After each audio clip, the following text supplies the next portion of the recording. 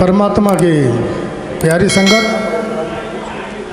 आदरणीय बुजुर्गों, भाइयों और बहनों, हम कौन हैं, हमारा अस्तित्व क्या है, किस लिए हमने जन्म लिया है। जब ये सारा भेद हम जान लेते हैं सही मायने में, उसके बाद हम किसी को दुख नहीं दे सकते, कोई अधर्म नहीं कर सकते, कोई भी गलत कार्य नहीं कर सकते। जब हमारे हृदय में प्रफुल्लता जागती है, माथे पे शीतलता आती है और चेहरे पे मधुरता आती है, जब हमारा अंदर से मन स्वस्थ होता है, प्रसन्न होता है, तभी हम कोई अच्छा निर्णय अपने दिमाग से ले पाते हैं। अपने आप को सुखी बनाना हमारे हाथ में है और दुखी बनाना भी हमारे हाथ में है,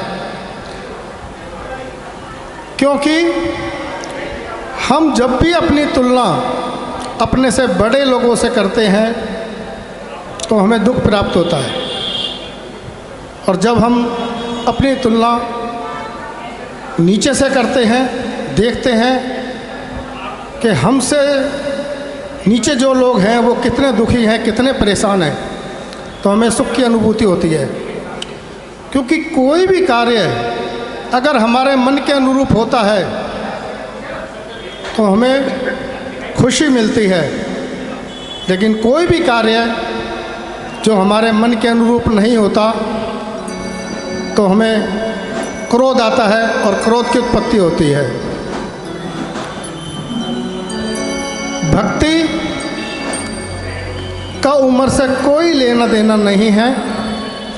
भक्ति जब हृदय में जागती है तो सब मंगल कर देती है।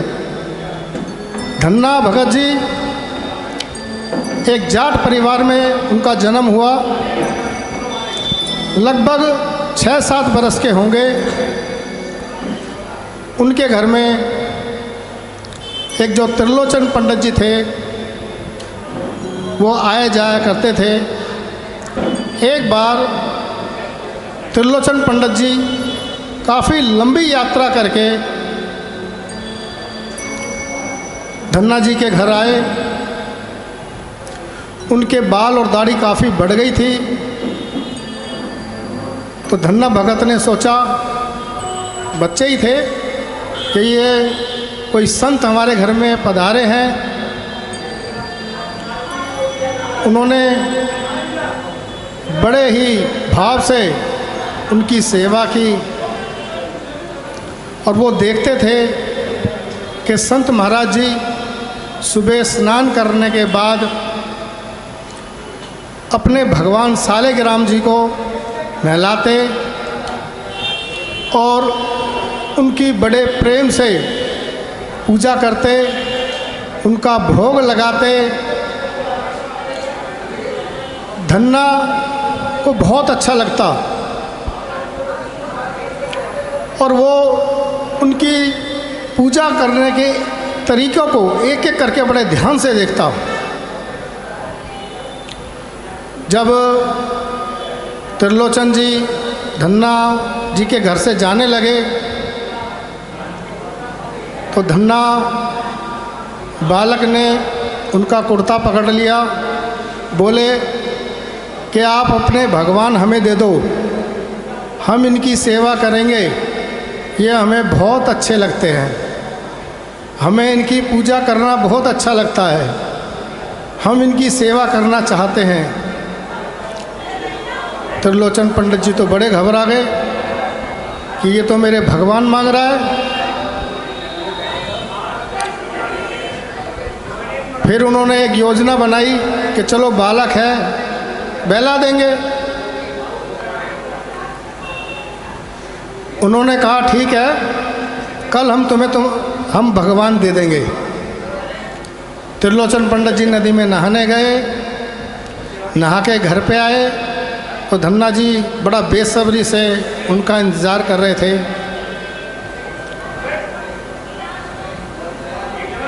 पंडित जी ने अपनी योजना के मुताबिक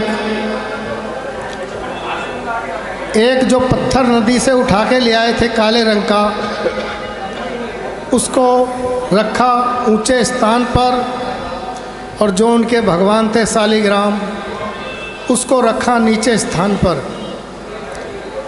अब उन्होंने धन्ना जी से कहा कि देखो धन्ना, तुम कौन से भगवान लेना चाहते हो? ये तो राजा भगवान हैं जो ऊपर वाले हैं, और जो नीचे वाले हैं ये सिपाही भगवान हैं। अब बच्चा तो बोला धन्ना कि मुझे तो बड़े वाले भगवान चाहिए, मुझे तो राजा भगवान चाहिए, मैं छोटे भगवान नहीं लूँगा।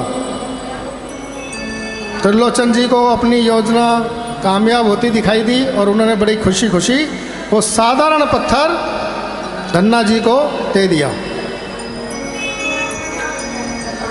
जब पंडित जी जाने लगे तो उन्होंने धन्ना से कहा, बेटा एक बात ध्यान रखना, एक मंत्र मैं तुम्हें दे रहा हूँ, उस नियम को मत तोड़ना। अगर तुम उस नियम पे चलोगे तो जब तक ये सृष्टि रहेगी तुम्हारा नाम रहेगा। नियम को भंग करने वाला सदा दुखी रहता है। धन्ना जी बोले, ठीक है, हमें आप मंत्र बताइए।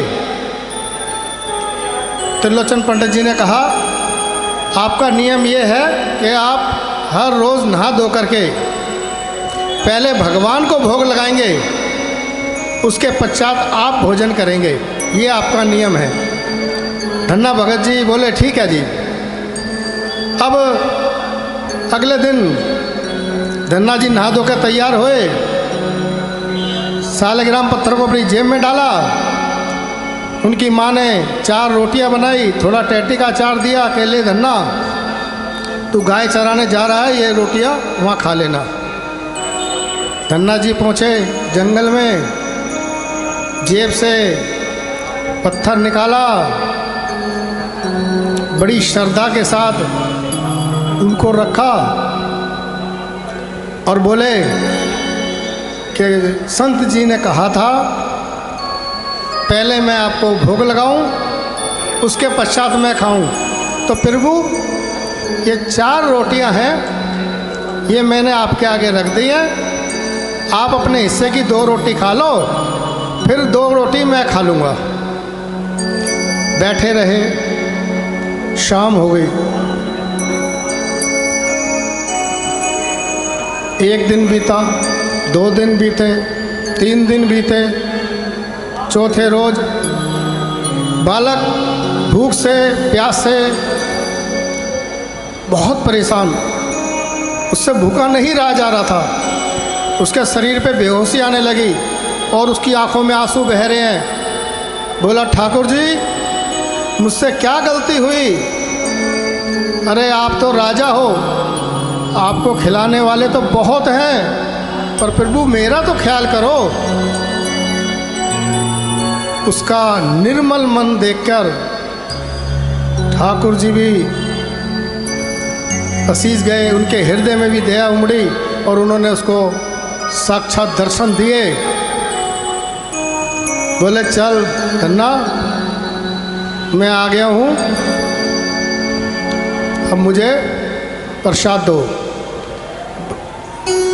2 रोटी ठाकुर जी ने ली, खा ली। 2 रोटी जो बची थी वो भी जब ठाकुर जी लेने लगे तो धन्ना जी बोले, अरे प्रभु ये क्या कर रहे हो? मैं भी तो 4 दिन से भूखा हूँ, हमारे पास 4 रोटी हैं, 2 रोटी आपने पाई, 2 रोटी मैं पाऊँगा, तब हमारा काम चल जाएगा। ठाकुर जी बड़े हंस पड़े और 2 रोटी फिर धन्ना जी ने खाई। अब तो हर रोज़ यही नियम हो गया। धन्ना जी घर से 4 रोटियां लाते, जंगल जाते, ठाकुर जी उनके पास आते, दोनों मिल बांट के भोजन करते। ठाकुर जी को ख्याल आया कि मैं इसके हिस्से का खाना खाता हूँ तो मुझे इसका काम भी तो करना चाहिए। तो बोले, धन्ना भाई देख ऐसा है, मैं गैया तेरी चराने मैं जाऊंगा। देखिए बड़ा निराला रिश्ता है ठाकुर जी का गैयों से। एक तो ठाकुर जी ने गैया चराई थी द्वापर युग में, और एक गैया चराई ठाकुर जी ने कलयुग में। उसके बाद धन्ना जी धीरे धीरे बड़े होने लगे, तो धन्ना जी का एक स्वभाव था कि उनके घर पर हर 10-15 दिन में साधुओं की, संतों की टोली आ जाती थी, और वो उनको भंडारा कराते थे। तो इस बात से उनके पिता को बड़ी चिंता हुई कि जिस तरीके से ये साधु संतों को भंडारा कराता है, उस तरीके से तो हमारा धन सब समाप्त हो जाएगा। तो उन्होंने कहा, धन्ना बेटा, अब तो तुमने इनको खिला दिया, पिला दिया, भंडारा कर दिया, लेकिन आगे से ये साधु संत मेरे घर में नहीं आने चाहिए। धन्ना जी बोले, ठीक है पिताजी। और उनके पिता ने कहा कि देखो ये 10 बोरी है बीज की, ये ले जाओ और खेत में धान बो दो। धन्ना जी बोले ठीक है, और वो जो गाड़ी लेकर के, बैलगाड़ी लेके चल दिए। बैलगाड़ी लेके जा रहे हैं, ईश्वर का गुणगान करते जा रहे हैं। जब वो पहुंचे अपने खेत के निकट तो क्या देखते हैं, 20-25 साधु सामने से आ रहे हैं। धन्ना जी ने बैलगाड़ी रोकी, बैलगाड़ी से उतरे और उन्होंने साधुओं के निकट जाकर दंडवत प्रणाम किया। साधु बहुत खुश हुए और साधुओं ने पूछा, भगत तुम ईश्वर प्रेमी जान पड़ते हो, तुम्हारी साधु में बड़ी श्रद्धा है, हमें एक भगत का पता पूछना है, कृपया हमें बताइए। धन्ना जी बोले, आपको किसके यहाँ जाना है? तो साधु बोले, भैया एक धन्ना भगत जी हैं, हमें उनके घर जाना है। सुना है ठाकुर जी उनके साथ खेलते हैं, वो इतने पहुँचे हुए संत हैं। धन्ना जी ने जब सुना तो उन्होंने अपना सर नीचे कर लिया और बोले, मैं ही धन्ना हूँ। साधु बड़े खुश हुए, बोले आपकी सादगी से, आपके प्रेम से हमें पहले भी यही लगा था कि आप बहुत पहुँचे हुए भगत हैं। तो चलिए हमें अपने घर ले चलिए, हमें भोजन वहीं करेंगे। अब संता को अपने पिताजी की बात याद आई कि उन्होंने कहा था कि घर पे अब ये साधु संत नहीं आने चाहिए।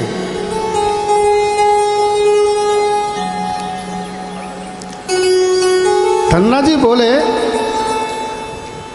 कि प्रभु आप घर जाएंगे, गांव वाले डिस्टर्ब होंगे, घर वाले परेशान होंगे, आप एक काम करें, मेरे खेत के पास ये नदी के किनारे जो मंदिर है वहीं चलते हैं, वहीं संकीर्तन करेंगे, प्रभु का गुणगान करेंगे और वहीं प्रसाद पाएंगे। आप वहाँ पहुँचो, मैं आपके लिए प्रसाद की व्यवस्था करता हूँ। साधु संत बोले, ये तो और भी अच्छी बात है, हम मंदिर में भगवान का भजन भी कर लेंगे। और साधु मंदिर में पहुंच के भगवान का संकीर्तन कर रहे हैं। धन्ना जी गए और जो बैलगाड़ी में बीज की बोरियां थी, 10 की 10 बोरियां उन्होंने दुकानदार को बेच दी और बदले में उन सब पैसे का भंडारे का सामान लेकर के वो साधु के पास आ गए और बड़े प्रेम से रसोई बनाई। सब साधुओं ने छक कर प्रसाद पाया और उनको बहुत आशीर्वाद दिया। संता जी धन्ना जी को बड़ा सुकून मिला, जी को आशीर्वाद दिया कि धन्ना तेरे भंडारे हमेशा भरे रहे, तेरा यश चारों तरफ फैले, हमेशा तेरे हृदय में आनंद रहे, हमेशा खुश रहे। धन्ना जी को बहुत अच्छा लगा। साधु चले गए। अब धन्ना जी को लगा कि अब मैं खेत में क्या बोऊं, बीज तो मैंने बेच दिए। तो उन्होंने सोचा कोई बात नहीं, और वहीं से नदी से बालू लेकर के बोरी में भरी और बोरी ले जा कर के अपने खेत में, और वो जो बालू थी वो बालू ही बीज समझ के उन्होंने खेत में बो दिया। सारे खेत में बालू बो दिया। अब घर आ गए। पिता ने कहा बीज बोया है खेत में? बोले हाँ पिताजी बोया। आराम से घर आके भगवान कीर्तन में खो गए। 10-12 दिन के बाद कुछ गांव वाले धन्ना जी के घर आए। बोले धन्ना, तेने किस तरह का बीज डाला है खेत में? इस तरह की खेती तो हमने आज तक नहीं देखी, जितनी खेती अच्छी हुई है। धन्ना के पिताजी ने भी जब देखा खेत में आके, बोला मैंने अपने जीवन में इतनी शानदार खेती नहीं देखी। धन्ना, ये कैसा करिश्मा है? धन्ना ने सारी बातें अपने पिताजी को बता दी कि किस तरीके से मैंने खेती करी है। जब उसके पिताजी ने सुना, बहुत खुश हुए और वो भी परमात्मा की सेवा में लग गए। कहते हैं धन्ना जी के घर इतनी बरकत हुई, आज भी ये कथा प्रचलित है। कहते हैं ना, अरे तू धन्ना सेठ है क्या? धन्ना जी जब तक जीवित रहे दोनों हाथ से धन लुटाते रहे, भंडारे करते रहे, लेकिन ठाकुर जी की कृपा से उनका भंडारा कभी खाली नहीं हुआ। और उन्होंने संत महाराज जी का वचन भी नहीं तोड़ा, नियम नहीं तोड़ा, जो कहा वो सारी जिंदगी करा। और हमारे दुख का कारण क्या है? हम लोग नियम तोड़ देते हैं। हमें सद्गुरु नियम बताते हैं, संत नियम बताते हैं। जब हम दुखी होते हैं तो एकदम से ईमानदार बन जाते हैं, और जो ही हमारा दुख दूर हुआ, हमारे दिमाग में शैतानी खोपड़ी हमको उस मार्ग से भटका देती है और ईश्वर के मार्ग से हटा के मोह के जाल में फंसा देती है। हमें परमात्मा का हर वक्त धन्यवाद करना चाहिए कि हे प्रभु, तूने हमें ये सुंदर तन दिया, इतना अच्छा जीवन की दिया। कम से कम उसका हर वक्त शुक्रिया अदा करो। अरे जीवन तुम्हारा आनंद में तो जब बनेगा जब तुम पॉजिटिव सोचोगे। देखो सुखी का राज क्या है, सुखी होने का राज क्या है? वो हमारे भीतर है। अगर हम हृदय से प्रसन्न हैं तो ही हमारे चेहरे पे खुशी है। हृदय से दुखी है तो हमारे चेहरे पे दुख है। तो जिंदगी में अगर हमें आगे बढ़ना है तो सदैव हम आगे की सोचें, जीवन में दूसरे का भला करें, किसी दुखी को उसके दुख से निकालें, तो जिंदगी में परमात्मा भी हमें दुख में नहीं फंसने देगा। देखिए हमारे देश में जब भी कथा होती है परमात्मा की तो भक्त लोग आके सुनते हैं, परंतु जब भक्तों का चरित्र गाया जाता है, भक्तों की कथा होती है, तो हमारे ठाकुर जी आके सुनते हैं।